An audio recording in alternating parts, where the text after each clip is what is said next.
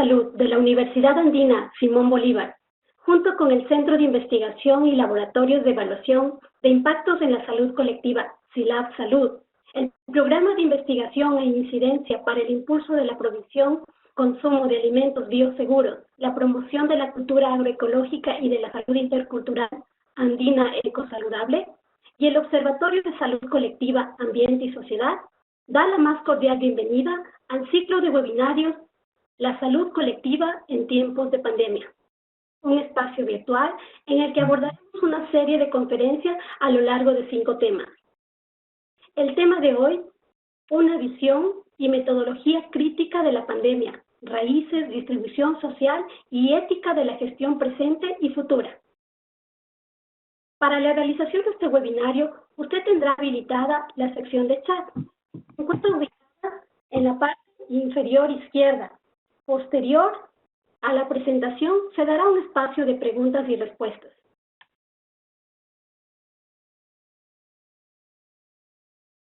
Para garantizar la calidad adecuada del webinario, le sugerimos revisar los siguientes requisitos: su conexión a Internet de 128 kbps, altavoces tipo diadema para disminuir el ruido externo, y recuerden que la sección de preguntas se realizará a través del chat. Es muy importante que usted mantenga apagada su cámara y micrófono para mejorar la conexión, ya que debido al alto número de asistentes que tenemos en este momento y del uso que se está haciendo de la red a nivel nacional, podemos mantener algunos problemas de conectividad. Si tiene algún problema de conectividad, no se preocupe. El webinario será grabado y enviado a su correo para que pueda revisarlo en cualquier momento.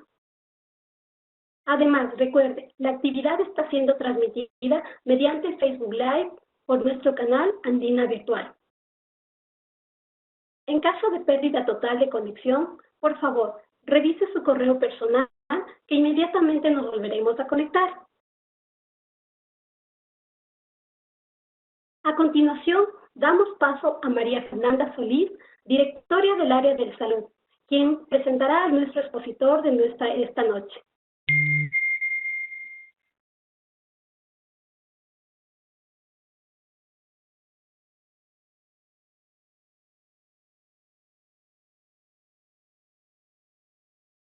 Buenas noches, María Fernanda, ¿me escuchas?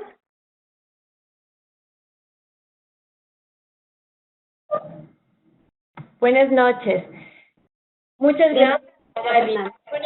Buenas noches con todos y todas. Es para nosotros quienes hacemos parte del área de salud de la Universidad Andina Simón Bolívar, Andina Saludable y el SILAB Salud. Un honor poder iniciar este ciclo de conferencias virtuales. Desde hace algún tiempo, para nosotros, desde la Universidad Andina, ha sido uno de los retos más importantes poder consolidar este espacio, que pretende estar abierto al público en general, en el que participarán además 15 conferencistas, docentes, colegas, académicos de varias universidades del país y de América Latina. Hoy vamos a iniciar con el doctor Jaime Breil. El doctor Jaime Breil es médico, es investigador ecuatoriano, director del SILAB Salud, es fundador y director del programa Andina Ecosaludable, es rector de la Universidad Andina Simón Bolívar, periodo 2016-2018, expresidente de la Academia Ecuatoriana de Medicina 2014-2016, organizador y coordinador del primer doctorado en salud colectiva del país y asesor de varias universidades del continente en la implementación curricular de la investigación. Reconocido como uno de los fundadores de la epidemiología crítica latinoamericana y de las corrientes de salud colectiva y medicina social. Sus obras, sin lugar a dudas, han significado contribuciones pioneras e innovadoras en metodología científica, teoría crítica e historia de la salud. Dado que es un gusto tenerle con nosotros, es para nosotros desde el área de salud, de la que usted es también fundador y parte, un honor que sea esta la primera conferencia del ciclo de seminarios. Queremos a todos y todas las conferencistas invitarles a participar de la secuencia de los 15 seminarios que se irán promocionando semanalmente. Empezaríamos entonces. Buenas noches. Un saludo afectuoso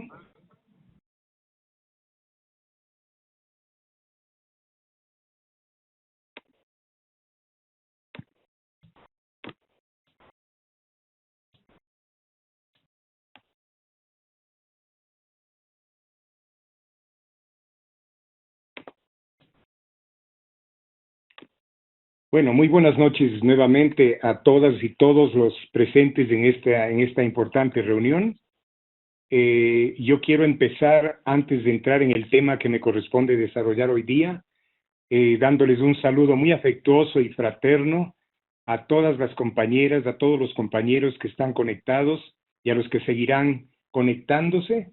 También a nuestros seguidores en las redes, en donde tenemos una relación hermosa en todas las épocas que hemos tenido que enfrentar situaciones positivas y otras veces un poco complejas.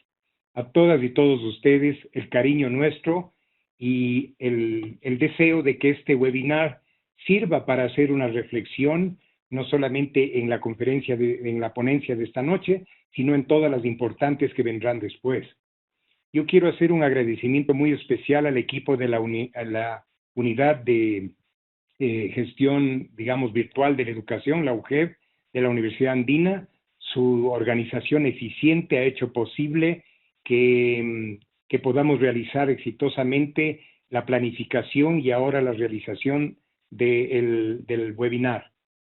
Quiero también agradecer especialmente al área de salud en el nombre de su flamante y prestigiosa directora Fernanda Solís, una distinguida investigadora, compañera y entrañable amiga que está empujando las tareas actuales del área de salud. A ella y a través de ella a todos quienes hacen el área de salud, mi agradecimiento muy, muy sentido.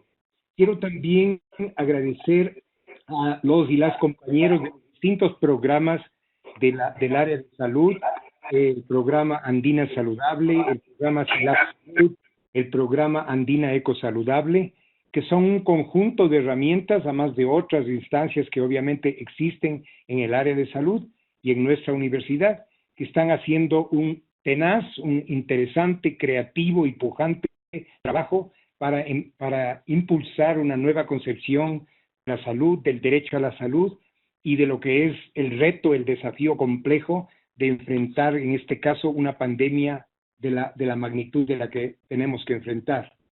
Estamos entonces contentos de iniciar con esto.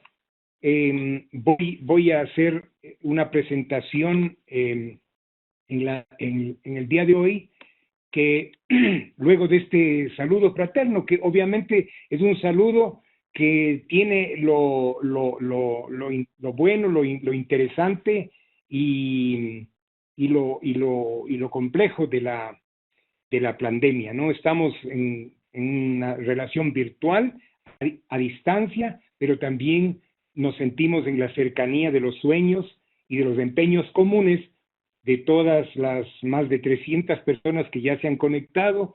Tuvimos la alegría de tener un intento de registro, que eso nos expresó hasta hoy, de 700 compañeros y compañeras de 17 países. Supongo que como sigue subiendo el número de registros, algunos me están whatsappeando con la dificultad de entrar y de conectarse. Pronto espero que sigan ya resolviendo el tema, y de todas maneras, como habían dicho anteriormente en este canal, simplemente pues a los que no hayan podido llegar a este momento, pues que con todo gusto nosotros les vamos a compartir los audios. Yo quiero partir de una premisa urgente y sumamente importante. En mi condición de epidemiólogo y de investigador en las ciencias de la vida, es mi responsabilidad ubicar con claridad el sentido y la proyección de esta ponencia. Nosotros vivimos un momento que no es cualquier momento histórico, es un escenario de amenazas extremas que se ciernen sobre la vida y el futuro de nuestra sociedad y de la humanidad entera. Y estas amenazas son tres procesos devastadores, interdependientes entre ellos. Son tres expresiones resultantes del modelo de sociedad y civilización que se nos ha impuesto, y que son procesos que están minando aceleradamente el presente y futuro de la vida, y que resultan del más agresivo, en esto tenemos que estar muy claros, del más agresivo periodo de un sistema económico que sin ambaje lo podemos calificar como rapaz, concentrador de riqueza y excluyente. Entonces estamos hablando de una base material malsana en términos epidemiológicos que se agrava por una cultura de un individualismo radical. Estas tres expresiones a las que me estoy refiriendo, tres expresiones interdependientes, tres expresiones contundentes caracterizadoras del sistema son, primero, la eclosión de un ciclo de pandemias del siglo XXI, obviamente entre las cuales COVID-19 descolla. En segundo lugar, el desate y aceleración del cambio climático catastrófico. Estoy hablando en palabras no alarmistas, no tremendistas, estoy hablando de una constatación objetiva en toda la producción científica seria de la humanidad en este momento. Eclosión de pandemias del siglo XXI, desate y aceleración del cambio climático catastrófico, y tercero, la creciente exponencial descomunal reproducción de desigualdad social. Si fuimos en el siglo XX profundamente inequitativos en las sociedades de mercado, ahora la aceleración posible gracias a esta versión de 4.0 del capitalismo ha reproducido de manera dramática la desigualdad social en las ciudades neoliberales y en la nueva ruralidad agrotóxica e injusta que es lo que se ha construido. Espacio no es solo la fractura campo-ciudad, sino que es este juego perverso de una urbanidad que se deteriora, que cada vez empeora, rodeada de una fachada de progreso y de opulencia, y de una ruralidad que va perdiendo las opciones de ser la agricultura para la vida, el espacio de la vida, el espacio del agua, el espacio de la recuperación de los ecosistemas, para pasar a ser una realidad adversa a la vida en el planeta y a la salud. Entonces, el corolario que se genera de estos tres grandes procesos, de estas tres devastadoras expresiones del tipo de desarrollo del sistema actual, crea una responsabilidad importante para los foros académicos como el presente. No estamos en una época de paños tibios. No es el momento para tolerar y hacer del juego al devaneo de los políticos, al cálculo pragmático de una política secularizada y a las fórmulas funcionalistas de los tecnócratas. No es el tiempo para esa gente, no es el tiempo para ese paradigma, no es el tiempo para esa visión. Nuestros hijos, nuestros nietos, nuestros hermanos, nuestros sobrinos, nuestros compatriotas, la gente del mundo, los pueblos, los de abajo, estamos ante una encrucijada en que se juega la ética de quienes hacemos investigación y participamos en el debate sobre qué hacer frente a la crisis y sobre el futuro. Desde el siglo anterior, ante las catástrofes,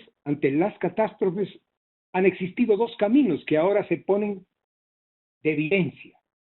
O el camino del aprovechamiento del shock, de la onda de pánico y de temor que genera una catástrofe, para convertirla en un instrumento para el asalto lucrativo y como coartada para cargar en los hombros de los pobres, del pueblo, el costo de la salida, el costo de la solución de la crisis, para luego volver a algo peor, o si no, el camino de un pacto social transparente, justo, radicalmente transparente y justo, única vía para que en paz podamos buscar el camino del futuro y aprovechar la crisis como una oportunidad de una reforma social que empiece a mitigar y a corregir lo que han dejado el reguero de consecuencias epidemiológicas, sociales, éticas, que han dejado estas tres grandes amenazas a las que me he referido. En esa circunstancia, he decidido no concentrarme en este corto tiempo en una disertación sobre tecnicalidades, sobre aspectos de la especialidad epidemiológica, sino más bien en una reflexión crítica sobre el conocimiento epidemiológico y su metodología convencional para invitarles más bien a mirar con atención, en cambio, la fuerza innovadora y técnica de una nueva epidemiología crítica, de una nueva comprensión de la salud, de una redefinición de la vieja obsoleta salud, del sistema de salud y de la salud pública funcionalista hacia una era de salud colectiva profunda. Una manera distinta que venimos construyendo desde varias décadas en América Latina. Justamente estamos ahora mirando en esta lista de compañeras y compañeros asistentes, muchas y muchos de esos luchadores, de esos hermanos, de esos colegas que estamos empeñados en construir una comprensión distinta de procesos de alta complejidad como el que enfrentamos en esta crisis global de la salud que nos ha presentado la pandemia actual. Quiero aclarar bien, nosotros respetamos y creemos estar al día con los avances y potentes contribuciones de la ciencia del norte. Aún, diría yo, y lo acabo de reafirmar en mi libro último que estoy publicando, aún estamos interesados en comprender, en asimilar y en superar la riqueza de aquello, incluso desde una perspectiva paradigmática distinta, que se ha generado en el campo de la salud, en el campo de la medicina, en el campo de la salud pública, en el campo de la epidemiología. No somos extraños a esa producción.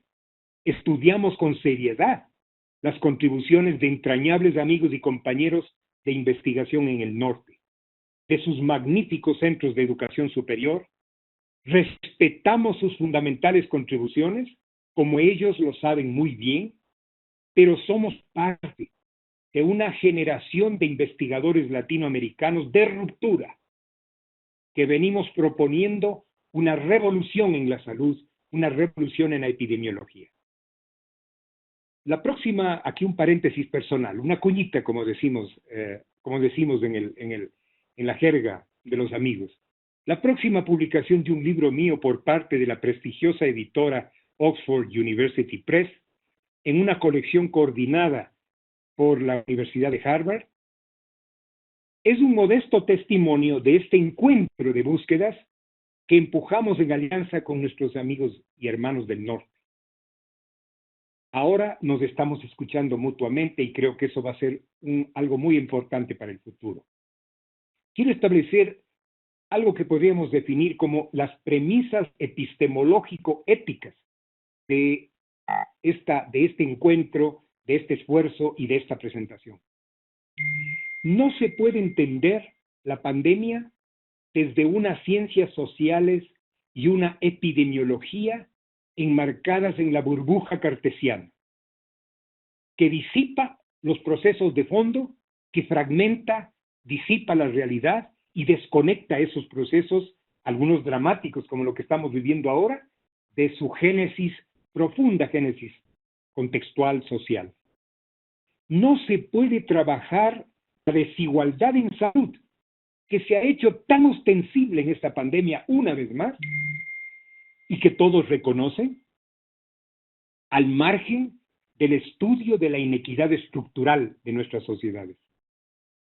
En esta pandemia, los componentes burocrático-comerciales del sistema de salud pública convencional y privada han mostrado no estar a tiempo, no estar acordes, ni preparados con lo que es una problemática como la que hemos vivido, y con otras pandemias que están ahí ocultas desde hace tiempo y que por no generar ciertas condiciones no han tomado la conciencia global que ha tenido el COVID. Entonces, nosotros hemos visto esta situación y en cambio, en esta situación actual de la pandemia, los modos colectivos, participativos, la presencia, la riqueza, la creatividad, la frescura, la alegría de lo colectivo, de la gente, de los pueblos, en el Caribe, en el norte de América, en el sur de América, en la región andina, en esa Europa, en el Asia, en el mundo, en el escenario de la lucha por lo humano, han marcado una época distinta y han interpelado ética política y frontalmente lo que ha sido el manejo digamos, la situación misma producida.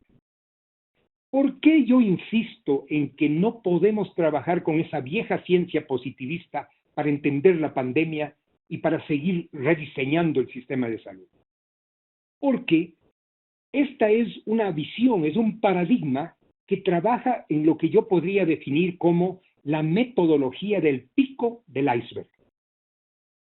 Entonces, es un reduccionismo, refiriéndome al COVID-2019, es un reduccionismo donde, por un lado, es verdad, nosotros tenemos unos llamados, una fragmentación en factores o partes, factores de riesgo, virus, vacunas, antivirales.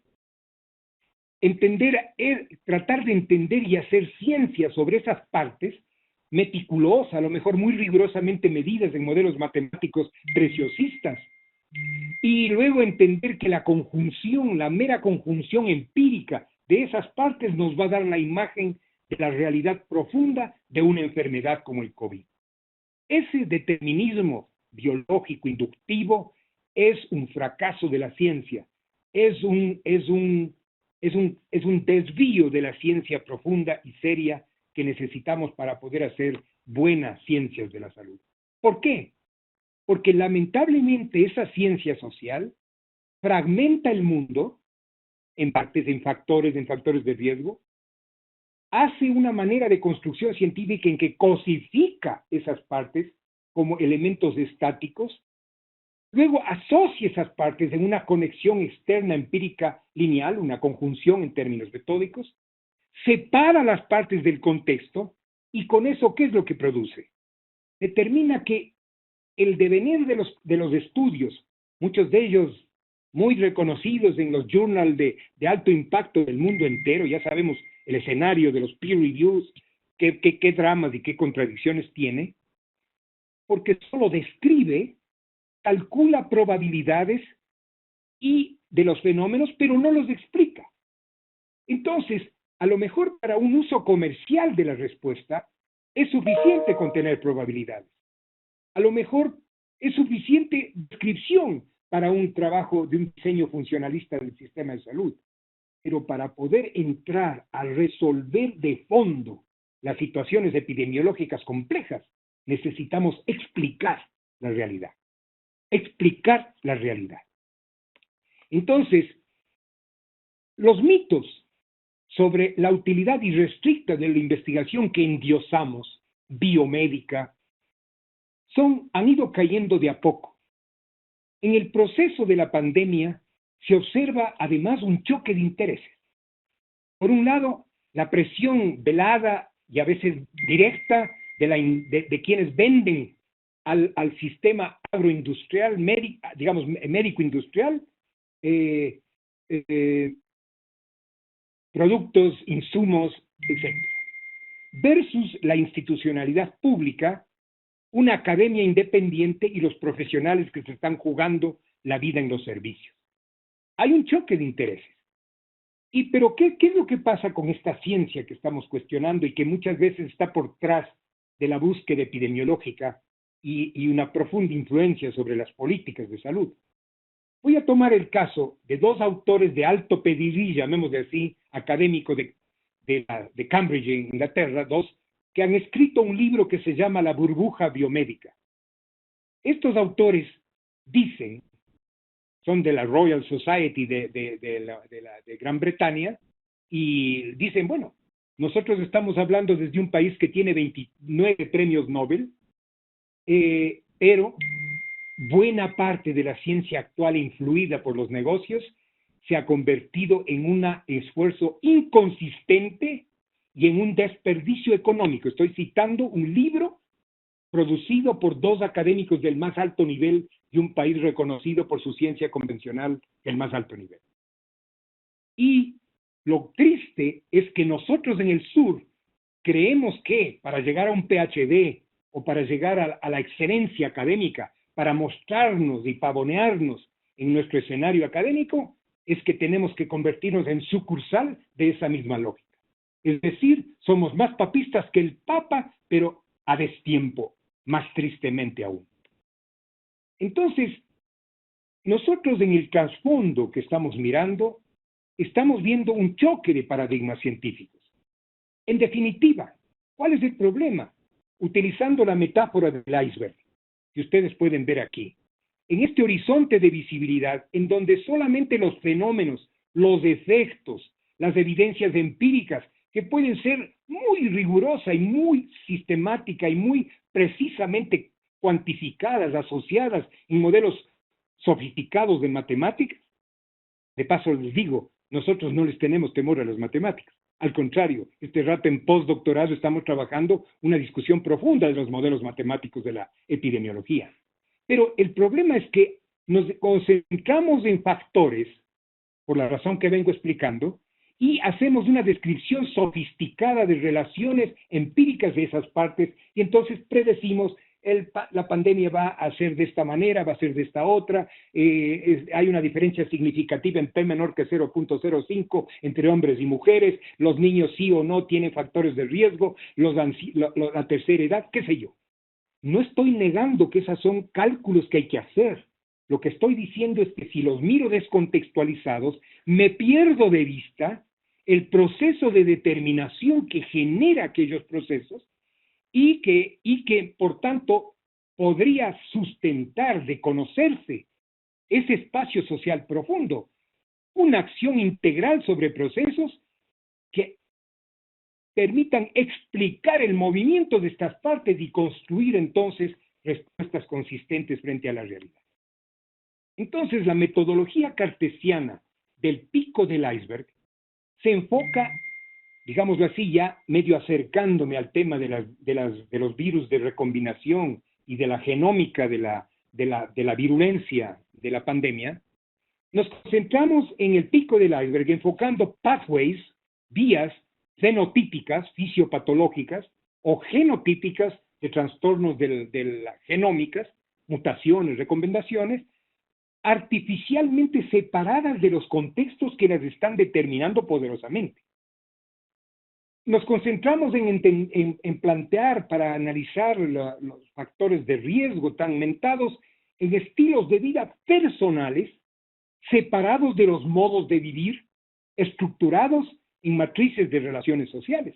Y por eso no entendemos la diferencia y diseñamos una respuesta del sistema de salud diseñada para la clase media urbana, informada, y no sabemos cómo actuar frente a los modos de vivir, a la cultura y a la profunda sabiduría de las zonas campesinas, de las zonas rurales o de los barrios periféricos de las grandes ciudades. Nos concentramos en casos de enfermos separados de su pirámide sociopoblacional, enfocamos factores de riesgo pero divorciados de los procesos que los generan y de los modos de vivir desiguales que reproduce sistemáticamente la estructura social, y enfocamos y entonces logramos ¿qué? Una cobertura ineficaz e inefectiva, estoy hablando de los términos de Cochrane, eficacia, efectividad y eficiencia, una cobertura ineficaz e inefectiva de recursos desde un sistema de salud diseñado para el enfoque bioindividual. Un sistema de salud diseñado desde una lógica, desde una mentalidad, desde una base científica que no es competente para asumir el conocimiento profundo de la realidad. Y todo esto forma parte del fracaso que estamos ostentando, que estamos atestiguando frente a la pandemia, mostrado por los servicios de salud organizados bajo este modelo, pero que no es un problema del Ecuador ni de Latinoamérica, es un problema global, es un problema universal. Para entender la pandemia, necesitamos entonces de una ciencia social que no fragmente el proceso de salud ni que lo desconecte de su contexto. Necesitamos un cambio de paradigma. Necesitamos transformar la riqueza de ese conocimiento generado desde una teoría cartesiana en una teoría de la complejidad. No es suficiente con hacer un sofisticado trabajo cartesiano sobre la genómica, sobre la fisiopatología, sobre la clínica más avanzada en el coronavirus, sin trabajar la teoría de la complejidad para entender cómo y por qué se dan esos pathways fisiopatológicos o esas mutaciones genómicas, etc. Tenemos que transformar esta metodología lineal, empírico-analítica, monista, en una metodología de pensamiento complejo, de una construcción participativa, transdisciplinaria e intercultural. Perdámosle el miedo a dejar de ser los amos y señores. Estoy hablando de la amada profesión mía, la medicina, amos y señores de la salud, y seamos humildes para disolvernos en la sabiduría integral de la sociedad, dando el potente concurso de una medicina que es una herramienta fundamental. Yo me siento orgulloso de esas juventudes, de esos colegas, hombres y mujeres, médicos, médicas, enfermeras, personal de salud, los personales de los servicios de emergencia, los personales del control del orden público, inclusive de algunos sectores militares, cuando responden de una manera integral, solidaria, colectivista, en el momento actual, dándole una garantía y una salida a una sociedad y a unos sectores de la sociedad para los cuales este sistema no les da garantía. Y transformar una filosofía funcional de la praxis en una filosofía metacrítica y transformadora. Estamos entonces ante un desafío complejo. Y esto en definitiva significaría, en el caso que nos atañe, reconectar la pandemia con su contexto, reconectar la comprensión, el modelo interpretativo con la estructura social compleja y su civilización. Necesidad de comprender lo que llamamos la determinación social de la vida, de la salud, en el complejo contexto de la sociedad.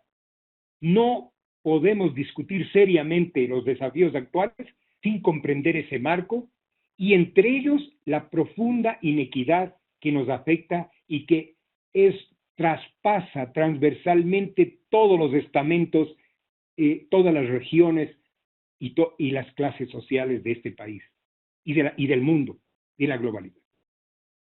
Entonces, el pensamiento lineal, el pensamiento del modelo farmobiomédico, mira la salud desde el paradigma reduccionista y lineal. El COVID se vería más o menos así. Estoy haciendo una simplificación. No es tan simple el modelo formal matemático que se construye. Pero digamos, para entender, tenemos aquí factores de riesgo en un conjunto, cada uno visto por su parte, separado y por subespecialistas, que al conjuntarse en un modelo de conjunción matemática nos puede dar una clara probabilidad y una descripción cuantitativa de la frecuencia y probabilidad del COVID. ¿Necesitamos tener esos cálculos? Sí, claro que sí. Pero necesitamos insertar esos cálculos en una comprensión integral o nos perdemos lo más importante de la película. Entonces necesitamos un modelo interpretativo que lo hemos definido en la epidemiología crítica como un modelo complejo, multidimensional. Mucho se habla de la complejidad, pero algunos quieren volver a lo mismo y decir complejidad es sofisticar, hacer modelos multilayer y pavonearnos diciendo que hacemos cálculos sofisticados en la modelización matemática. La modelización matemática es una herramienta fundamental. La necesitamos usar. ¿Cómo podemos saber? Yo, en un equipo de colegas que estuvimos trabajando el tema del subregistro de la pandemia, teníamos algunos modelos matemáticos a mano, no perfectos, lamentablemente incompletos por el tipo de información o de estructura de la fórmula del CIR, del sistema CIR, del modelo CIR para calcular la prospección de la pandemia. Nosotros estimamos así, haciendo un ajuste aproximado, de que teníamos un subregistro en que había que multiplicar por 4 o por 5 la cifra de afectaciones para poder tener una idea aproximada de lo que es el verdadero volumen de la pandemia, un volumen que nos demoramos lamentablemente en entender mejor, porque en muchos países se demoró una agresiva política, primero de distanciamiento social y segundo de una utilización oportuna de tamizaje de pruebas rápidas que llegó tardío, incompleto y que fue cruzado por limitaciones de incomprensión burocrática, pero también por la corrupción, inclusive. Entonces, en este modelo, la recombinación viral y los embodiments, las consecuencias, las encarnaciones a las que llegan los procesos epidemiológicos, que puede ser una activación macrofágica en los pacientes de COVID, o que puede ser una neumonitis química ocasionada por la tormenta de citoquinas en el organismo. Es decir, los embodiments fisiológicos, ¿no es verdad? Todo lo que es el desarrollo de las transformaciones genómicas en las normas de reacción del genotipo y los procesos que son fisiológicos y se tornan patológicos del fenotipo, están profundamente relacionados con las relaciones sociales de las poblaciones concretas que viven esos procesos o que experimentan dichos procesos. Esta relación, entonces, nos habla de la necesidad de comprender la pandemia como resultado de una determinación social de los embodiments, aún de los embodiments biológicos en el proceso crítico del COV2, un SARS que tiene características muy especiales. Ejemplos. En la genómica, por ejemplo, la inestabilidad genética y la recombinación genética en virus y huéspedes humanos, la transformación de los árboles genómicos, los contrastes de árboles genómicos, aquello, a menos que estemos en un paradigma del determinismo genético, del determinismo biológico, tenemos que entenderlos como expresiones genómicas de transformaciones o pretéritas de varias generaciones o actuales en función de cosas que ya vamos a ver. Por ejemplo, la inducción del rol fisiopatológico que el virus logra hacer mediante la puerta de entrada que le hace la enzima convertidora de angiotensina AC2, que es la llave de entrada a las células de las mucosas para que los espigas del virus puedan penetrar y empezar a inyectar su genoma en la constitución genética de las células y transformar las células en algo contrario a lo que es su función normal, o los síndromes de activación macrofágica, o el síndrome de antifosfolipídico, todos esos procesos que se están dando en los pacientes de COVID son procesos también socialmente determinados, no son nunca puramente genéticos, y para entender y diseñar los modelos de trazadores genéticos y de comprensión del rol de la genética, tenemos que entender que la puerta de entrada, que es este AC2, la puerta de entrada del virus, ¿no es verdad? Resulta de que hay una determinación social de la conversión de aquello que es protector en la fisiología a algo que es destructivo en la fisiopatología. Por ejemplo, los macrófagos son parte, ¿no es verdad?, de una línea de defensa del sistema inmune.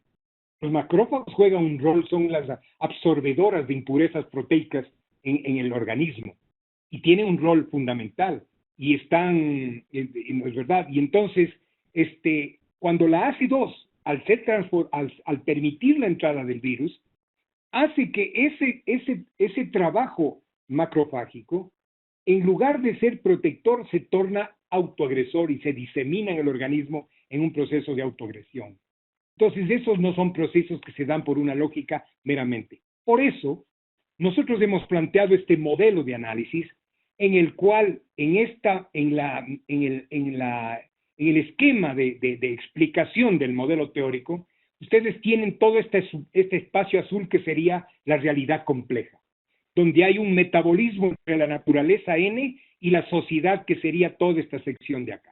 Un metabolismo sociedad-naturaleza, donde hay un movimiento permanente de subsunción y autonomía relativa, de condicionamiento y de capacidad de respuesta, entre los niveles general de la sociedad, particular de sus grupos, individual, y esta relación también con la naturaleza y las respuestas de...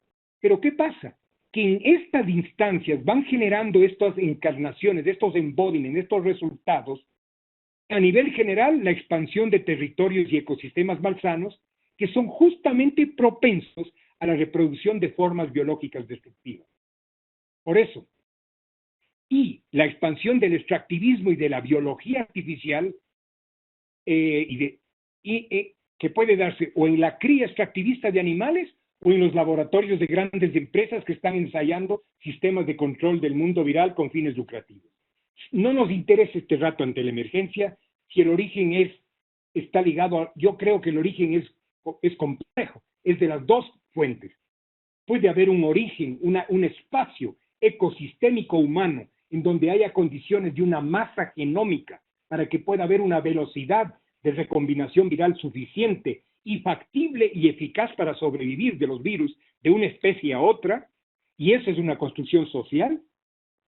O puede ser que sea un cálculo geopolítico, o puede ser un cálculo económico para poder tener, y de hecho H1N1 fue una demostración palmaria de cómo decisiones políticas del nivel internacional se tomaron en función de los beneficios que eso daba, en este caso, no es el caso de esta pandemia, a quienes tenían una herramienta lista de vacuna o de quien tenían antivirales efectivos para ese tipo de problema. Ahora no tenemos ese asunto, pero en todo caso, a nivel general y metabólico, están jugando estos elementos que son el contexto ecosocial en el cual se van a generar entonces impactos a nivel particular de los grupos. Y estos grupos, estas clases, sobre todo del esquema de clases de la sociedad, aquellas clases menos proveídas, aquellas clases subordinadas, con sus modos de vida carentes, con sus modos de vida complejos, ¿no es verdad?, van a desarrollar patrones típicos de exposición y vulnerabilidad.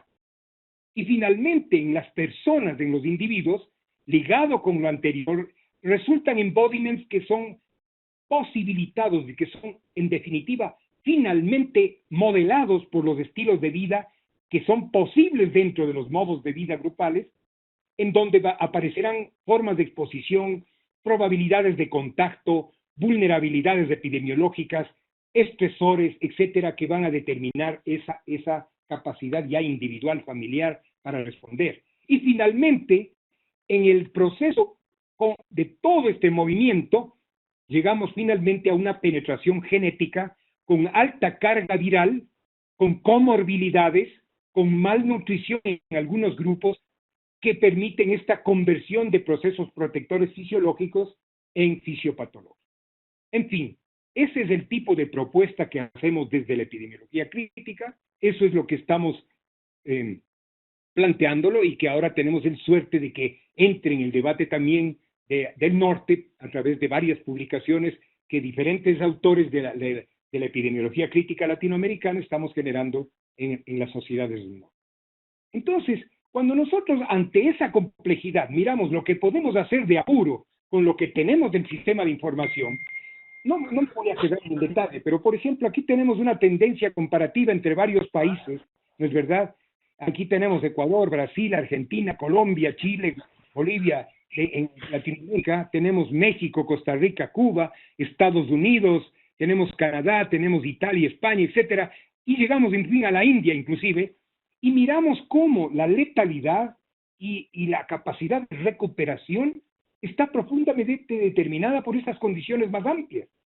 Y no hay una claridad todavía en el panorama, porque además no lo podemos desarrollar en Ecuador porque no tenemos información en tiempo real suficiente y adecuada, geoposicionada, etcétera. Y si seguimos con la mortalidad, si seguimos con no la letalidad, sino la mortalidad en relación a 1 millón de habitantes, vemos que el Ecuador está en el medio de una situación global donde hay obviamente en el caso de Estados Unidos una mortalidad por millón en el periodo que estudiamos 10 veces mayor que la nuestra, etcétera, pero no me interesa ese detalle, sino sacar de cuenta que ante semejante complejidad del problema estamos desarmados de un sistema de información adecuado. ¿El contexto cuál es? Es el desarrollo del capital en la cuarta revolución industrial y su civilización malsana. Es la aceleración de la acumulación de capital cuyo eje, cuyo pilar es el extractivismo, en diferentes formas. Y es lo que un autor norteamericano llama en inglés the curse of bigness, es decir, la maldición del gigantismo.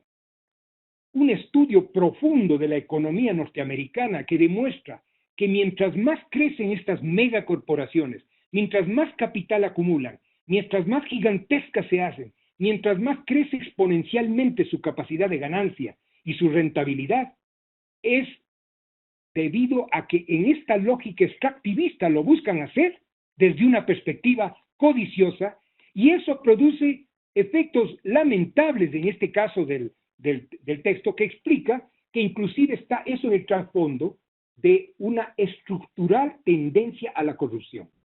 Este texto muestra cómo, llegado a cierto tamaño, estas grandes corporaciones son inevitablemente corruptas, lo cual no es un tema meramente ético-moral, es un tema estructural de un modo de hacer negocios, de un modo de hacer sobrevivir las empresas que exige corromperse. No solamente es la corrupción del robo, de la apropiación de fondos no propios, sino que es también la corrupción de mirar que hay un escenario ecosistémico en el mundo en crisis, un mundo que se nos va al garete en el cambio climático, y tenemos la cachaza de negarlo olímpicamente, haciendo no solamente una demostración de fragante analfabetismo científico, sino de mala fe.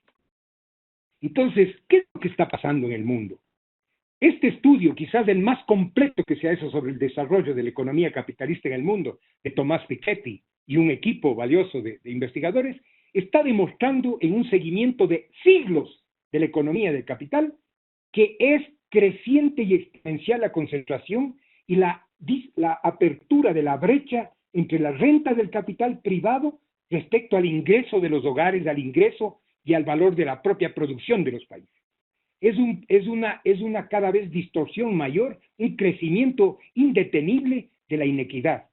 Entonces el centro, el eje de lo que está pasando es una permanente concentración y por tanto la masiva exclusión de los bienes de la tecnología, de los bienes del desarrollo, de los bienes del avance de nuestros países, porque además empiezan a ser controlados los elementos que para la vida son fundamentales, tierra, agua, semillas, etc.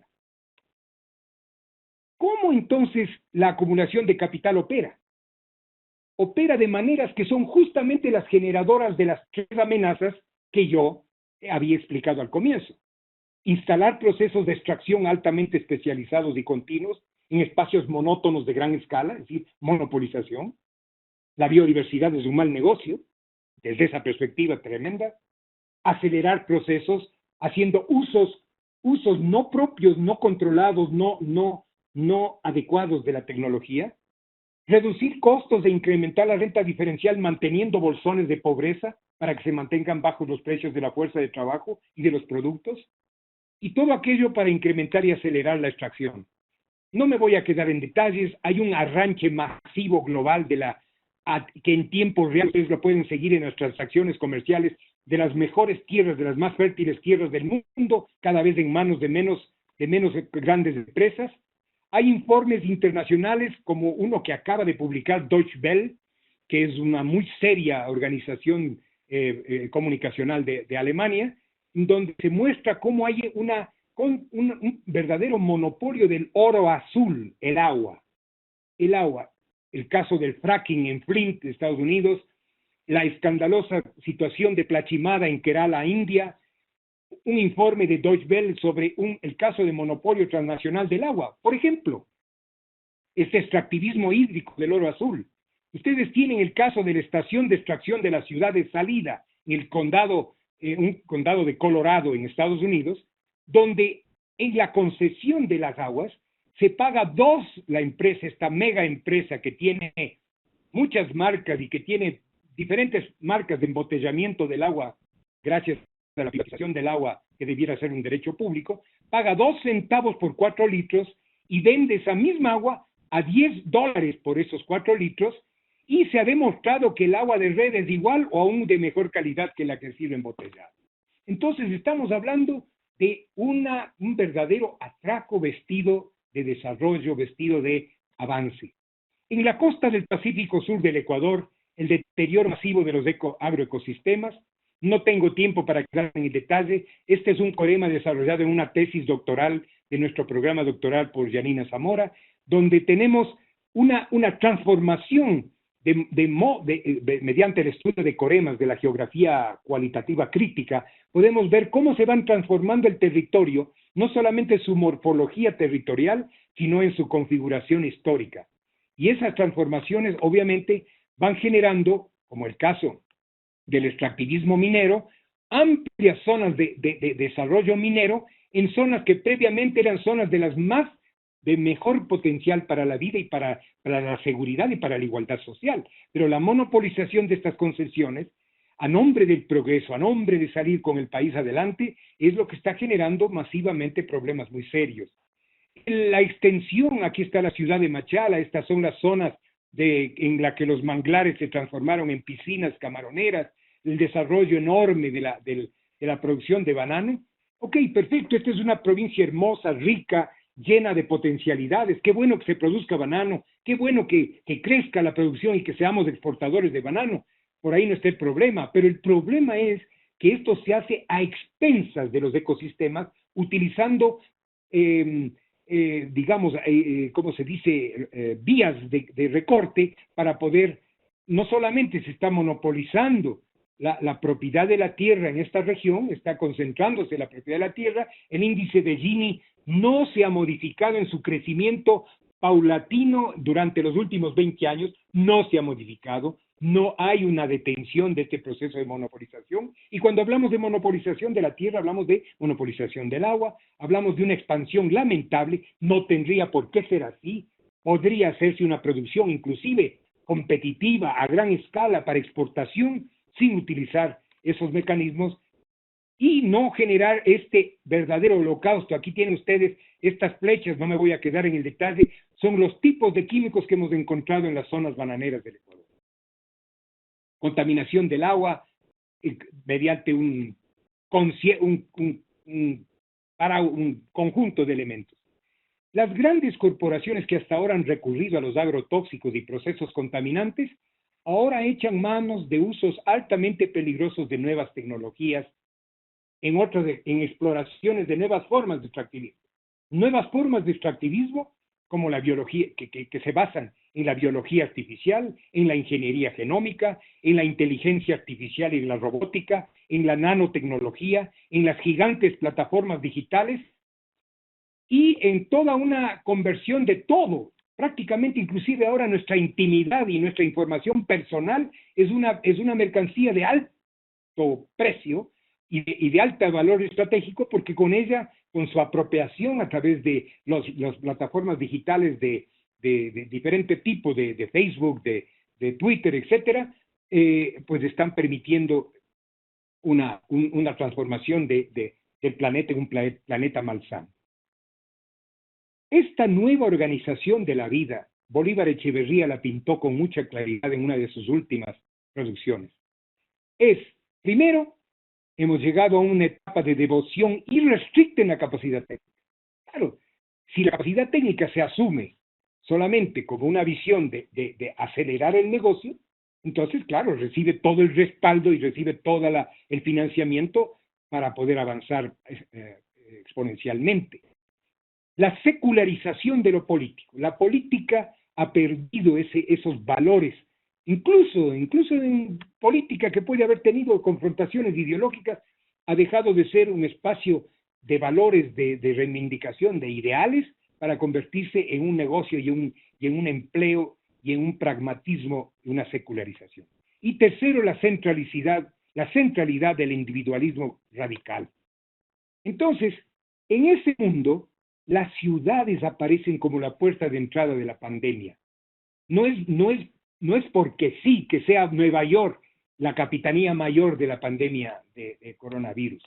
Las ciudades neoliberales que vienen de esa fractura campo-ciudad que históricamente se construyó, y en términos de Lefebvre, ¿no?, el gran teórico del espacio, ahora tenemos que admitir que los territorios nacionales e internacionales del capitalismo ya no son una esfera para una reproducción social y natural sustentable, solidaria, soberana, segura, lo que yo llamo las 4 S de la vida, requisitos de la vida, sino que se han convertido en espacios de acumulación agresiva de capital a expensas de todas las formas de vida. La expresión geográfica concreta de ese proceso es que los espacios rurales y urbanos ya no son lugares esencialmente dedicados a producir valores de uso, alimentos y otros bienes, bajo regulaciones efectivas y bajo códigos básicos para la protección social y los derechos. Lo que tenemos ahora es una fractura donde la codicia productivista opera para generar productos con valor de cambio competitivo que sostenga una alta tasa de ganancia sin importar en qué tipo de escenario urbano vamos a convertirnos y en qué tipo de escenario vamos a convertir la nueva ruralidad. Entonces, en varios centros de América Latina, de la medicina social latinoamericana, universidades, trabajamos desde hace varias décadas en la epidemiología de la inequidad y de la desigualdad urbana. Hay muchos estudios, yo cito apenas aquí algunos de los reconocidos. Faltaría aquí mencionar también a Naumar Almeida en Brasil, que no, por un error mío, no lo transcribí de una lista original que tenía. Y, en definitiva, ahora han surgido las ciudades neoliberales que forman parte de este planeta problemático y acorralado.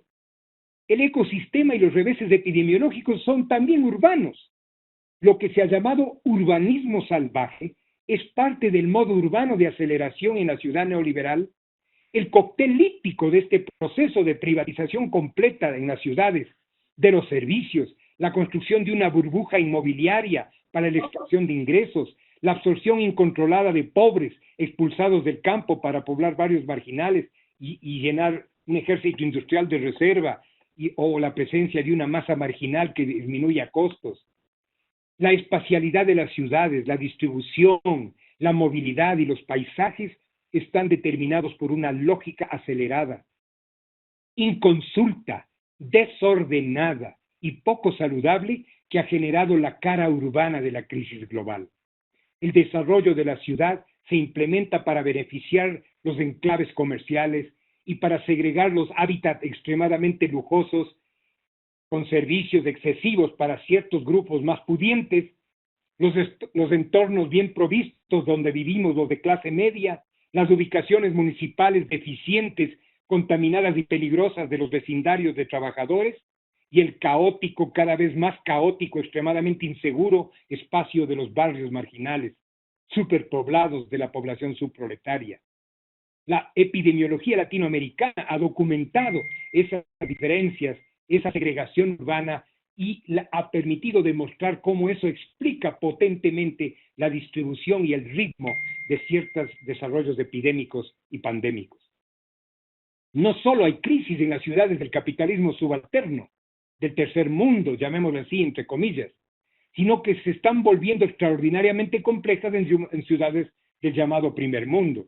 Si ustedes comparan, por ejemplo, los casos por millón de la pandemia de Nueva York, de Nueva York con 8.194 por millón en el momento de este corte en tiempo real, con los 483 por millón, 443 de Guayaquil o de Guayas, los 158 por millón del país, los 134 por millón de Colombia, o en Italia, vean ustedes, los 5.500, los 6.800, vean ustedes cómo estas ciudades de la Italia próspera del norte, las ciudades, las metrópolis europeas españolas, el propio capitán mayor de Nueva York, están ustedes viendo cómo la ciudad neoliberal es también una realidad en el norte, donde también hay profundos contrastes sociales y hay inclusive sectores ya de la élite política de Estados Unidos que está desnudando las diferencias de clase, las diferencias étnicas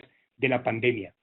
Entonces, el cóctel de la ciudad neoliberal, aceleración, inequidad y veneno, está basado en la privatización de los servicios, en la construcción de esa burbuja inmobiliaria, en la absorción incontrolada de pobres, en la expansión de barrios, porque en lugar de proteger la permanencia de los campesinos en el campo, respaldándolos, los acorralamos hasta el punto que sus nuevas generaciones tienen que venir a buscar sobrevivir en las ciudades. La expansión de barrios como espacios malsanos, con hacinamiento, subempleo, pésima calidad de servicios, es lo que está por detrás de lo que ha sucedido en Guayaquil, que no es lo más grave del mundo, pero que gracias a lo mediático, a la manipulación mediática, a la infodemia, se ha generado una imagen que sin con esto yo estar ni remotamente diciendo que está bien lo de Guayaquil, voy a decir exactamente lo contrario, pero no es ni de la magnitud, ni hay justicia en decir que lo grave que es lo que ha pasado en Guayaquil queda como muy poco grave al lado de lo que está pasando, inclusive en otras expresiones de la pandemia. Pero de todas maneras, el caso de Guayaquil es muy grave.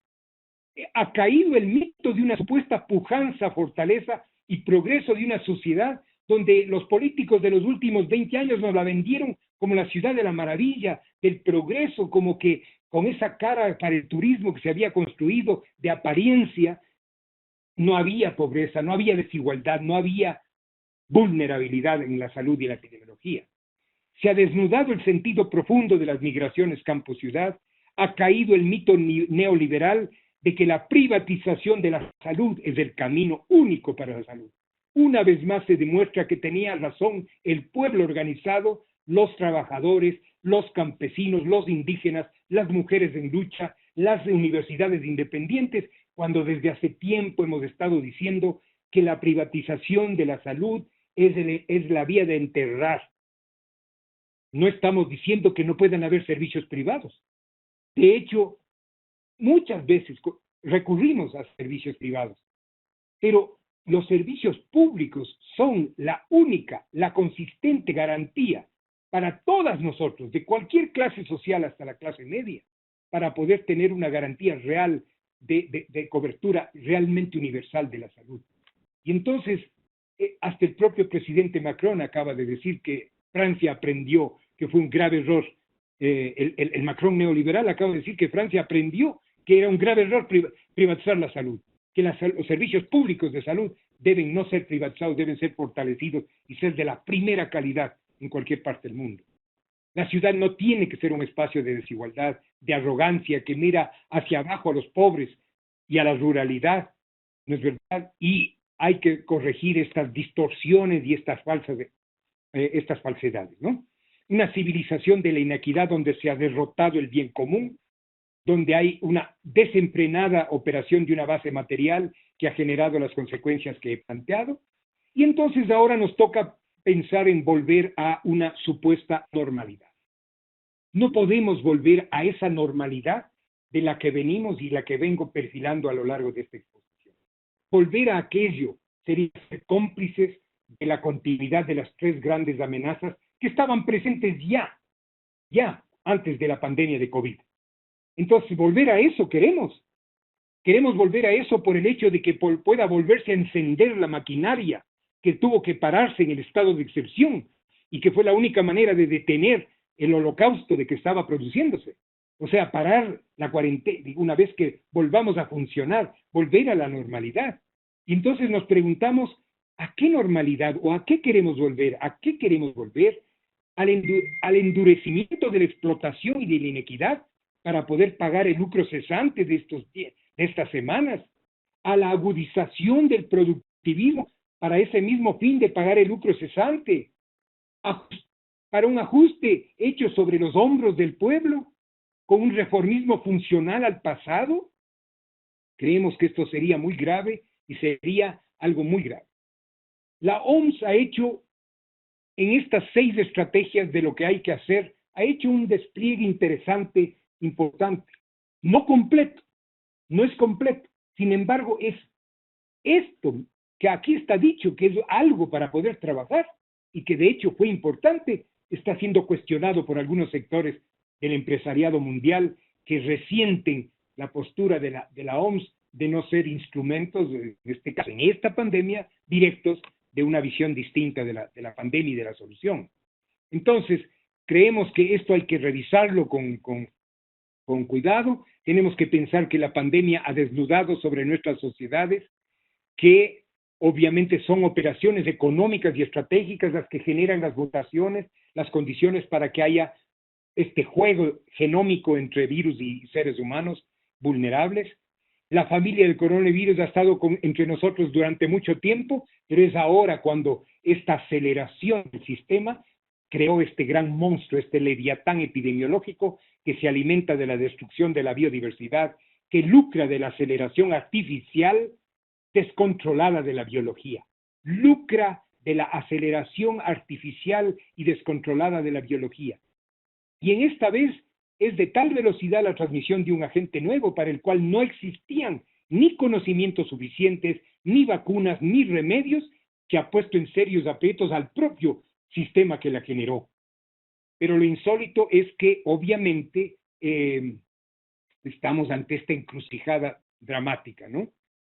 Mañana tengo que participar en un foro convocado por el Consejo Nacional de Comunicación, donde se va a discutir esto que la OMS ha calificado de infodemia. Voy a discutir esa temática, pero es importante, y esto toca con un tema epidemiológico, como lo van a ver, la necesidad de una profunda reforma del sistema de información en salud, que es uno de los elementos cardinales del fracaso, como digo, no solamente de Latinoamérica y del Ecuador, sino del mundo.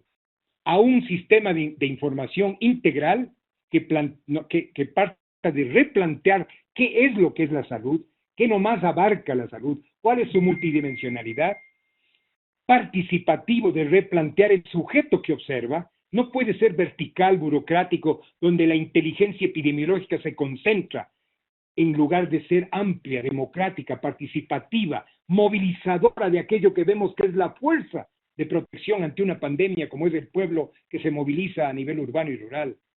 Intercultural para superar esa visión vertical y unicultural de la salud, de la medicina, del sistema de salud. Nosotros creemos que el parámetro, el referente para medir los derechos de la salud en su cumplimiento, los preceptos constitucionales en su cumplimiento y las normas de despliegue del derecho a la salud a través de los organismos rectores de la salud, como son los ministerios de salud, o del ambiente, como es el Ministerio del Ambiente, o de la vida agrícola, como es el Ministerio de Agricultura, etcétera, etcétera, etcétera, o de los administradores de los fondos públicos, que es el Ministerio de Finanzas, debe estar sujeto a la gran regla de las 4S.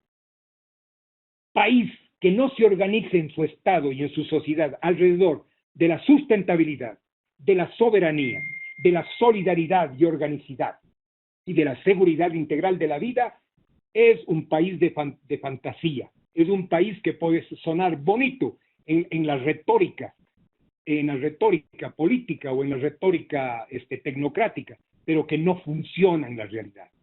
Y tenemos que ir a transformar la vigilancia epidemiológica en un monitoreo estratégico participativo.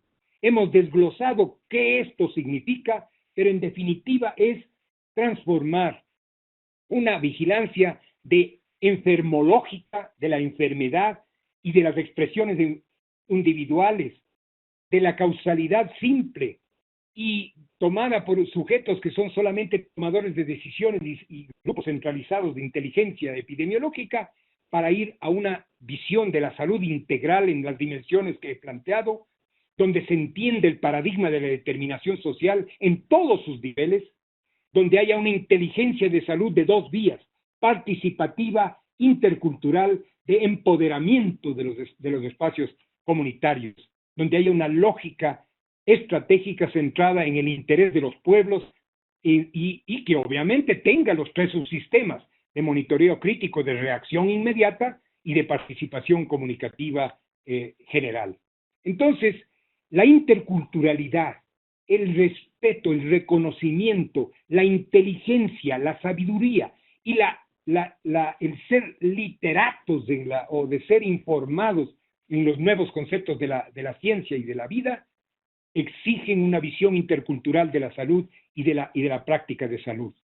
Termino ofreciendo, con disculpas si me extendí, a los epidemiólogos del país y del mundo, a todo el personal de salud y a los investigadores de los centros académicos, una fraterna felicitación por su valiente y abnegada labor en horas tan difíciles que les puso al lado de sus pueblos, y por eso se han ganado el cariño, el amor de esos pueblos que tanto nos preocupa su vida. Muchísimas gracias, y pues abrimos con esto, bajo la conducción de Fernanda, el hecho de que pueda haber comentarios, preguntas. Si me ayudan los operadores del sistema en esto, les agradeceríamos. Muchísimas gracias, doctor Brel. Muchísimas gracias a todos y a todas por su presencia. Estamos con más de 550 participantes en este primer seminario virtual. Queremos agradecer porque además son compañeros y compañeras de la salud colectiva latinoamericana, son compañeros de más de 10 países, algunos con la diferencia horaria ya súper tarde en la noche, así que de corazón les agradecemos por haberse quedado hasta el final de esta conferencia. Vamos a abrir ahora un espacio de preguntas y de comentarios. Hemos recibido muchos por el chat. Vamos a intentar como hacer una pequeña sistematización que intente recoger a la mayoría de ellos. Sin embargo, por el tiempo tal vez no sea posible que podamos ni leer todos ni dar respuesta a todos. Entonces, Brel, yo voy a empezar con los comentarios y preguntas que se han enviado por la plataforma Webex y posteriormente, mientras usted responde, vamos a sistematizar también los comentarios de Facebook Live. Las primeras preguntas van orientadas hacia el modelo de gestión epidemiológica. Cómo convertir las estrategias de monitoreo, gestión, diagnóstico epidemiológico en participativas y no caer, como siempre, en la teoría controladora, biocontrol, necropolítica, vigilar, castigar en un mundo de desigualdades. En la misma línea, hasta las orientaciones preventivas del Ministerio de Salud aún no son claras en temas tan simples como la distancia social, hay contradicciones de entre 2 metros y 1 metro.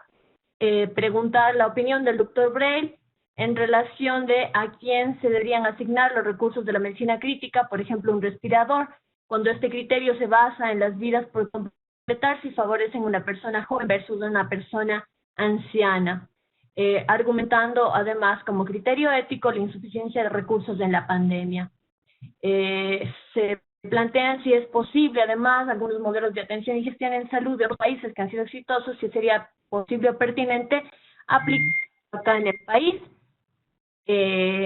Preguntas también sobre qué hacer después de esta pandemia, cómo considera que el gobierno tiene que actuar o fortalecer el Sistema Nacional de Salud, ahora que vemos el déficit de equipos de bioseguridad en muchos hospitales y que esto ha llevado a un contagio masivo de profesionales de la salud. De la misma manera, en relación al modelo neoliberal, al modelo capitalista neoliberal, decimos, ¿no es cierto?, que estamos frente a una crisis generalizada, civilizatoria, pero también una crisis del modelo de salud pública, cómo debería ser idealmente una propuesta desde la salud colectiva y la medicina social como modelo latinoamericano efectivo para todos los países. Se debe también explicar procesos sociohistóricos de crecimiento de Guayaquil en entornos de suburbios como resultado de un extractivismo del capital de las élites de esta ciudad y cómo esto ha devenido en esta construcción de estos grupos poblacionales periféricos al tiempo que hay un desarrollo amplio de las élites. En opinión del doctor Brel, ¿tendría algún rol específico la psicología en el proyecto de salud colectiva, epidemiología crítica frente al COVID y en otros escenarios?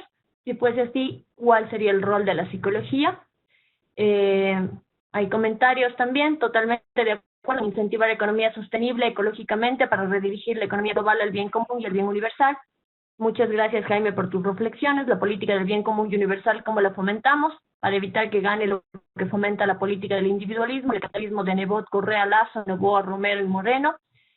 ¿Qué opinión tiene de que los indígenas sean los que dirijan el país?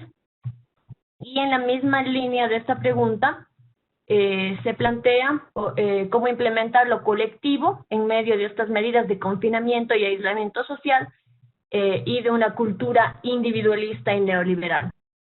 Por otro lado, cómo mejorar los protocolos de bioseguridad en las áreas de trabajo, donde constantemente se tiene interacción con el público general. Son muchísimas preguntas, son muchísimos campos de análisis, algunas convergen en temas de gestión y de los modelos epidemiológicos participativos, de los que se ha mencionado ya el monitoreo crítico, en contraposición con las estructuras de vigilancia epidemiológica, otras van más bien hacia la reflexión del Sistema Nacional de Salud y otras a los temas de ética de la salud colectiva.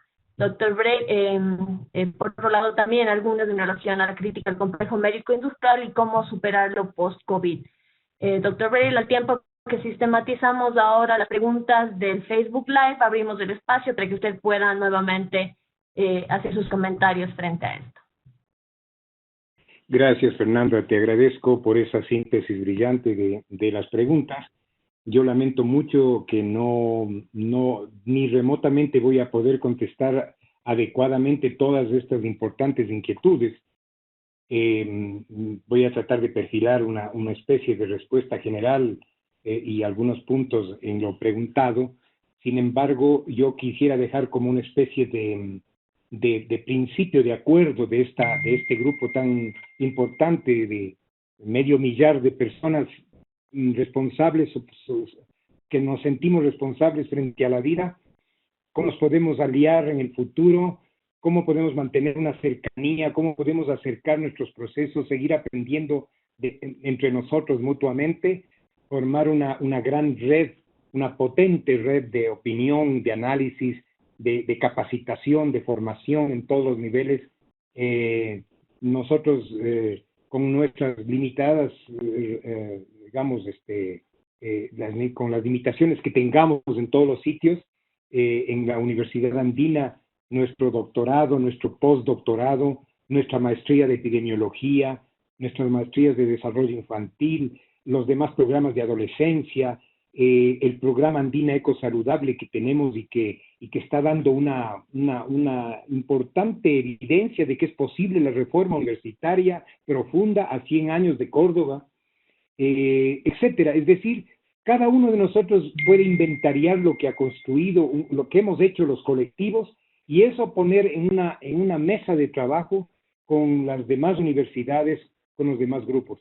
Eso es para mí la gran tarea que tenemos que hacer, donde no hay ninguna persona que per se pueda resolver las cosas, sino que tiene que ser un proceso de carácter colectivo y de cooperación, redes de cooperación y una ciencia.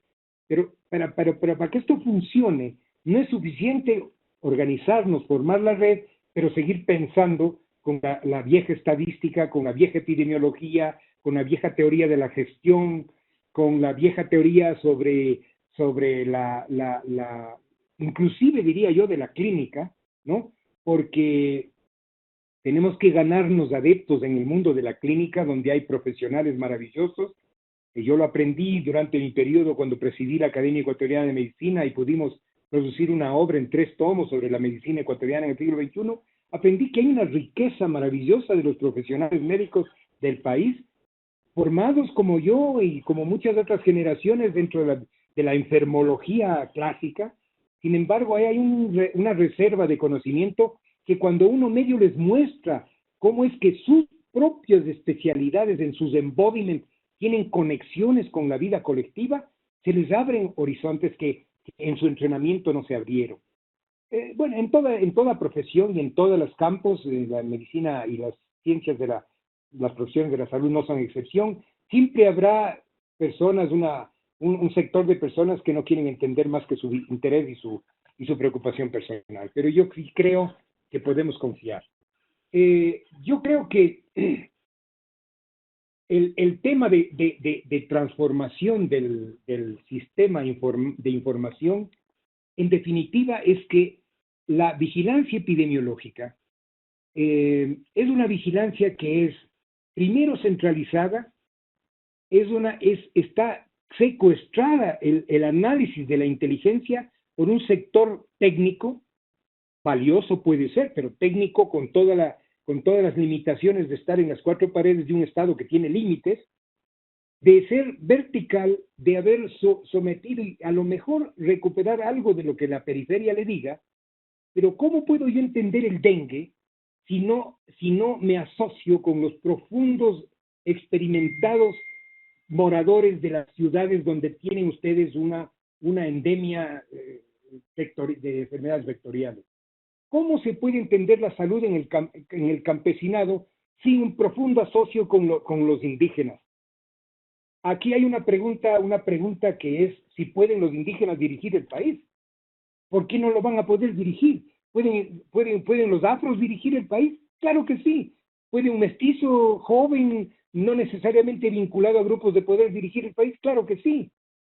Pero es que las experiencias no se trata solo de llegar, sino de llegar trayendo un proyecto de sociedad creíble y un proyecto de sociedad en paz. No podemos construir la justicia social con violencia, en paz. Y en esa paz, firme, que es militante, presente, que proteste, que haga movilizaciones, que respete a quienes no piensan, pero tenemos que construir bajo consensos mínimos. Por ejemplo, he oído, este momento se dice, y creo que con razón, he oído figuras de la economía que dicen que este rato hay que planificar 3 etapas. La emergencia primero, luego una hibernación del sistema económico y luego una fase de reforma. Ok, ahorita la emergencia, fase 1. En la emergencia tenemos que primero garantizar que se masifique, que se democratice, que se extienda a todos los territorios, incluidos los territorios indígenas, los territorios campesinos, los territorios montubios, que todos los territorios tengan una presencia del sector público, garantizando que sin costo puedan tener un acceso a una prueba para saber si están o no en un problema, en un sistema que técnicamente puede hacerse de muestreo para tener conocimientos de grupos centinela, epidemiológicamente hablando, que pueda hacerse una detección justamente no solo de lo que estamos, de esta fase, que ojalá ya nos aproximemos a la meseta de la curva, de lo que pase en el futuro. Entonces, tenemos esta situación, este desafío.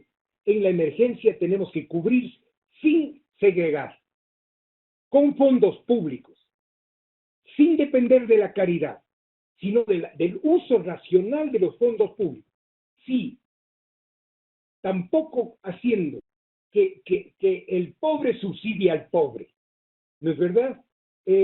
Porque yo creo que las evidencias, las cifras que tenemos de la rentabilidad económica, y aquí no estoy hablando yo de que sería una solución del país destruir las industrias ni las empresas y afectar la producción. No, señor.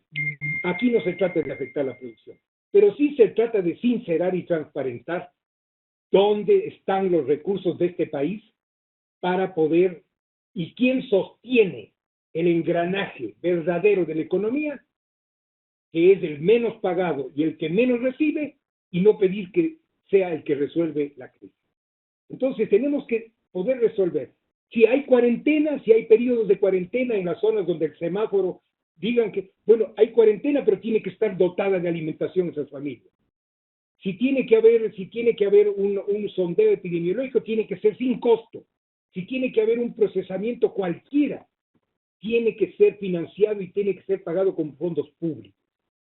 Y claro, me dirán, pero ¿cómo si este país, y el análisis que hacía es, somos un país único porque no tenemos un respaldo, no tenemos un ahorro, nos comimos todo el ahorro, se drenaron los fondos de emergencia internacionales, no hay crédito, no hay entrada en los mercados, pero hay una reserva que sí hay sectores que tienen una reserva y tienen que proporcionalmente pagar la cuota más alta de lo que es la emergencia y tienen que pagar la cuota más alta de lo que sería la invernación.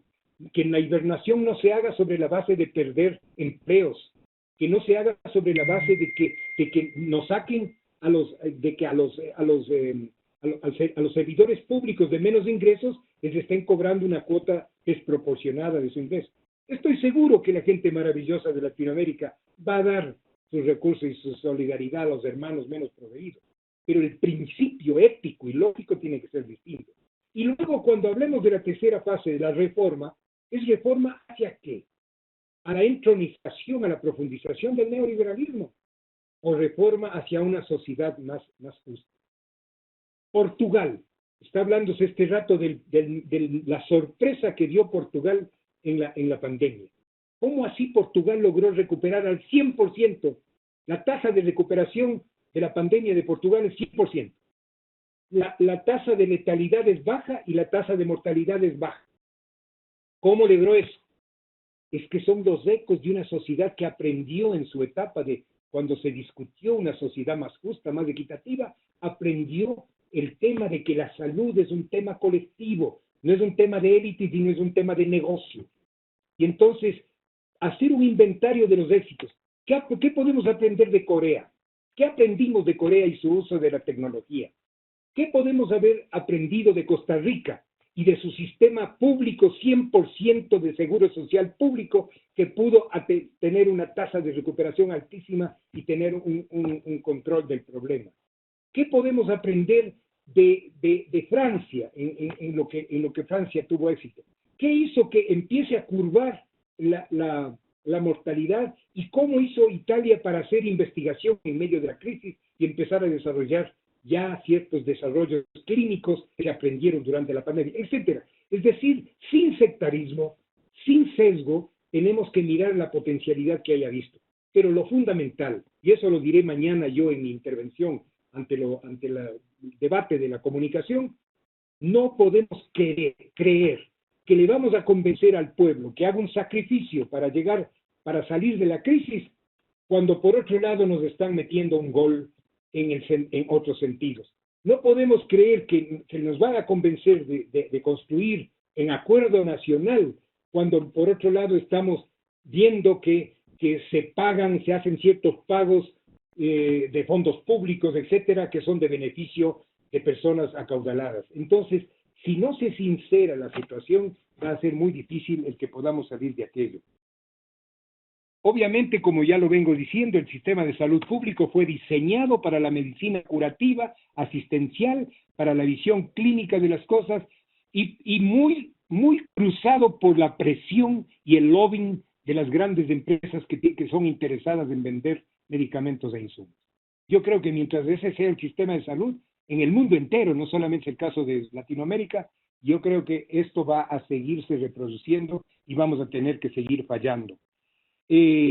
Obviamente que el crecimiento de Guayaquil es un crecimiento endeble, ficticio, de fachada, ¿es verdad?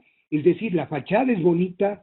Guayaquil es una ciudad que yo quiero entrañablemente, tengo familiares en Guayaquil, yo quiero Guayaquil, me encanta la gente, tengo compañeros y compañeras maravillosas de lucha en Guayaquil.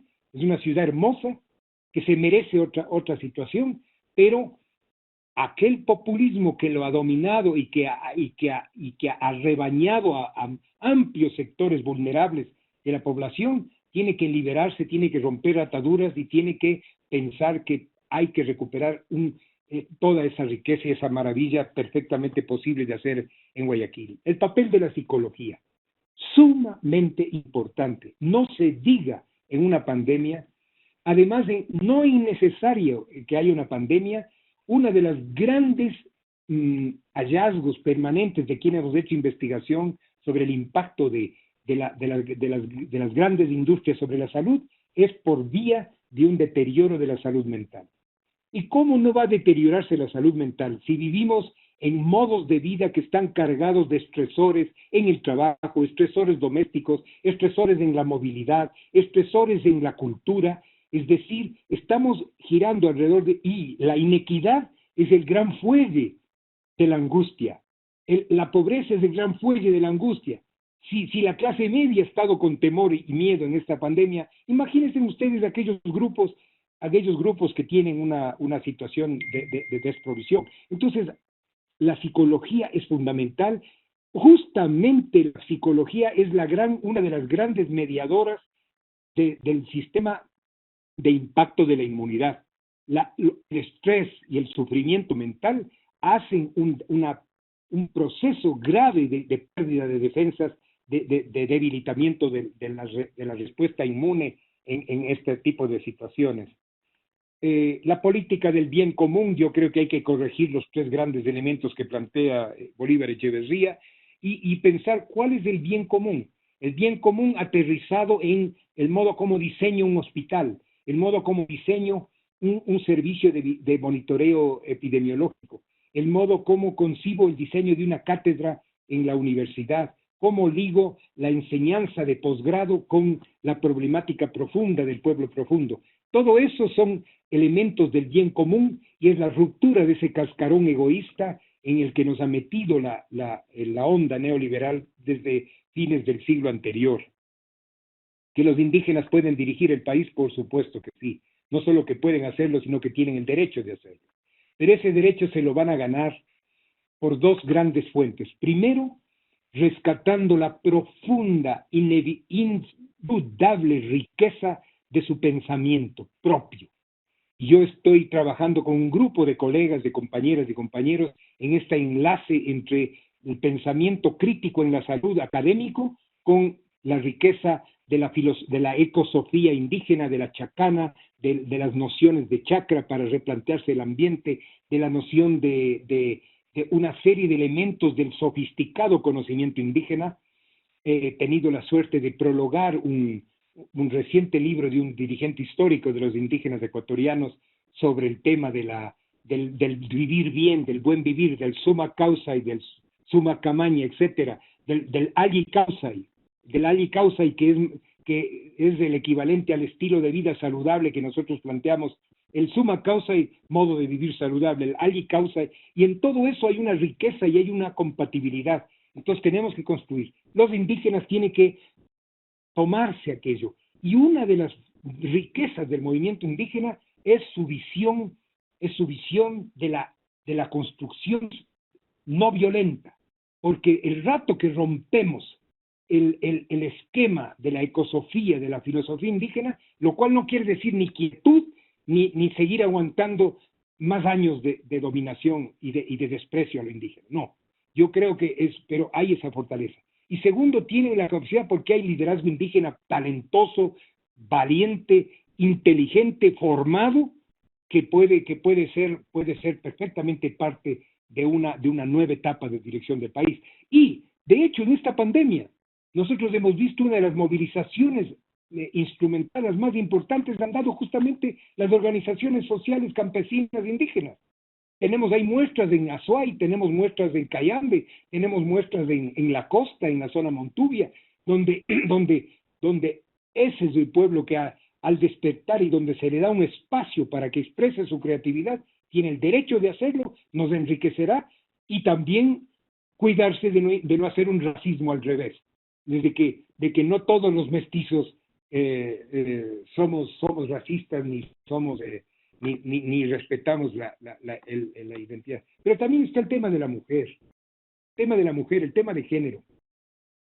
Yo creo que hay una riqueza maravillosa. Las mujeres se han movilizado en el planeta entero, están dando lecciones maravillosas de empoderamiento, de tesis contra esta inequidad profunda, contra esta sociedad patriarcal nefasta. Y les decimos lo mismo que a los indígenas, a condición de que no se convierta ciertos sectores, por suerte minoritarios, en una lucha de género patriarcal, en un feminismo patriarcal que reproduzca las mismas taras de la dirigencia que hemos hecho los hombres, o del pensamiento que hemos tenido los hombres. Entonces, ¿cómo hacer alianza y cómo hacer en el confinamiento?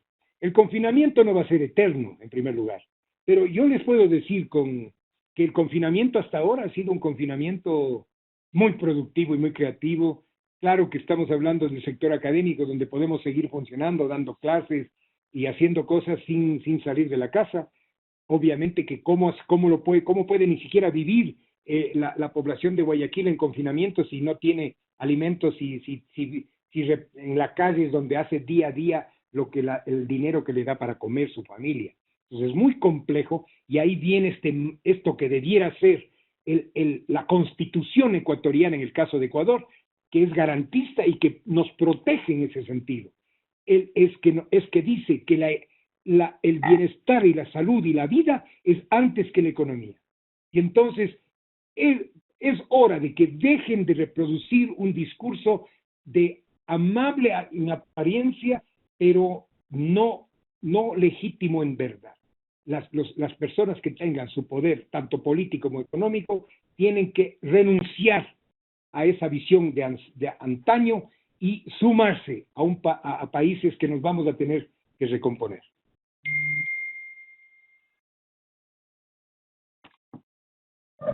Muchísimas gracias, doctor Brel. Pues han seguido llegando muchas más preguntas, tanto desde Facebook Live como en el chat que tenemos en Webex.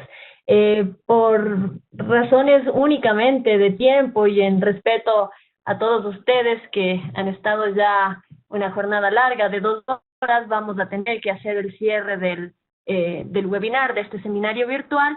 Sin embargo, decirles que hemos tomado nota de todas sus preguntas, que desde el área de salud las hemos sistematizado Y queremos agradecer una vez más a la Unidad de Gestión Virtual de la Educación de la Universidad Andina Simón Bolívar por todo el apoyo en este ciclo de seminarios virtuales.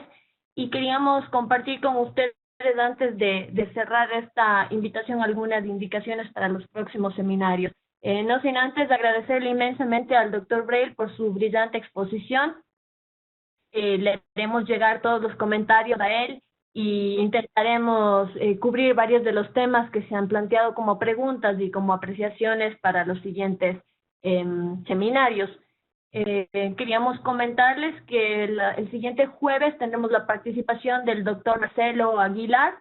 Él es médico, es epidemiólogo y está cursando el postdoctorado en salud colectiva con nosotros de la Universidad Andina Simón Bolívar. Y él está trabajando también una perspectiva de epidemiología crítica en el tema de diagnóstico, gestión y monitoreo epidemiológico. Quisiéramos recordarles que es importante que ustedes se inscriban en el link, en el mismo link que se inscribieron para esta conferencia, para que les pueda llegar la estrategia de conexión, el link, el vínculo de conexión. Asimismo, quisiéramos decirles que cualquier inquietud, necesidad, pueden comunicarse a los correos que están en el promocional y en el formulario de inscripción. No sé, doctor Breil, si usted quiere despedirse. De nuestra parte, agradecerles inmensamente a todos y todas los colegas, agradecerles por sus comentarios, insistirles en que todos están registrados, hemos tomado nota y que el doctor Breil podrá revisarlos al término de esta presentación. Gracias, mi Fer querida. Muchas gracias. Excelente, excelente. Estoy muy contento de la presencia de tantos participantes.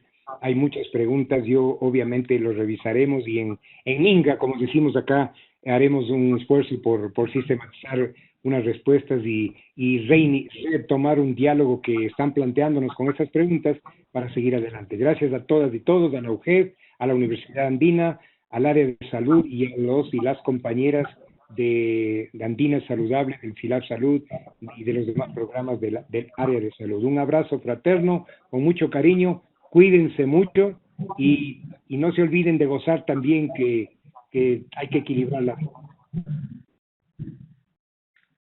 Ok, agradecemos al doctor Breil y a María Fernanda Solís por su participación y les pedimos nos ayuden llenando la encuesta de satisfacción ubicada en el enlace que les hemos enviado por el chat. Los resultados nos permitirán hacer mejoras de todo el proceso y conocer los intereses relacionados con este evento. Aprovechamos este espacio para invitarlos a nuestro próximo evento organizado por el área de educación con el apoyo de la UGED sobre herramientas de evaluación en entornos virtuales de aprendizaje el día martes 21 de abril a las 8 horas. El enlace para las matrículas de este evento lo voy a colocar en este chat. Adicionalmente, les invitamos a nuestro próximo webinario, Análisis Críticos del COVID en Ecuador y la respuesta del Sistema Nacional de Salud. Como segundo tema del ciclo de webinarios, la salud colectiva en tiempos de pandemia. El jueves 23 de abril a las 19:30. Magali, sí, Magali, recordarles, disculpe la interrupción, que el ponente para este segundo panel es el doctor Marcelo Aguilar. Y finalmente, antes de que tengan el enlace que les menciona Magali, les hemos compartido también un enlace para que ustedes puedan acceder a una guía que lo hemos trabajado con un grupo de profesores e investigadores del área de salud, que se llama Cómo prevenir, enfrentar y acompañar las afecciones psicosociales en el contexto del COVID, desde una perspectiva también crítica de la psicología social y comunitaria. La guía está de libre acceso en la página web de la Universidad Andina Simón Bolívar y aunque dos colegas coautores de la guía van a hacer la presentación en el seminario número 14, hasta que llegue el seminario nos parece importante, además porque varias de las preguntas estuvieron alrededor del tema psicosocial, que ustedes puedan tener acceso a esta guía. Gracias, Ife. Efectivamente, les coloco el enlace para su registro en este próximo tema, que es análisis críticos del COVID-19 en Ecuador y la respuesta del Sistema Nacional de Salud. Finalmente, agradecemos a todos por su participación en este evento. Gracias y que tengan una muy buena noche. Muchas gracias. Buenas noches con todos y todas.